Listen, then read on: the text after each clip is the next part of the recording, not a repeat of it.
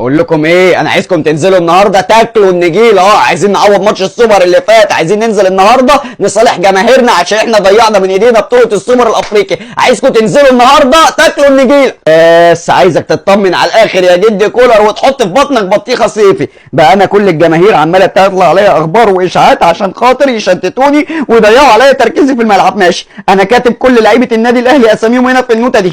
مين بقى؟ رضا سليم. خد يا رضا حبيب قلبي يا امه امرني. خد يا رضا يا حبيب قلبي احلى اسيست، روح فرح عيالك. يلا اكتب التاريخ مع النادي الاهلي واثبت نفسك. يلا في اول ماتش ليك في الدوري يلا افرح. ايه ده، معقوله جون كده بالسرعه دي؟ ده احنا شكلنا هنسطر التاريخ وناخد كل البطولات مع النادي الاهلي المصري. مين اللي بعده؟ مين اللي بعده؟ بيرسي تاو. التاو تاو فين؟ ايه يا امه يا حبيبي الكلام على ايه يا اخويا؟ قول لي هنعمل دلوقتي. خد يا حبيب قلبي احلى اسيست عليك انت كمان عشان ما تغيرش من اخوك رضا. يلا روح فرح كل حبايبك في جنوب افريقيا، وعايزين نشوف الرقص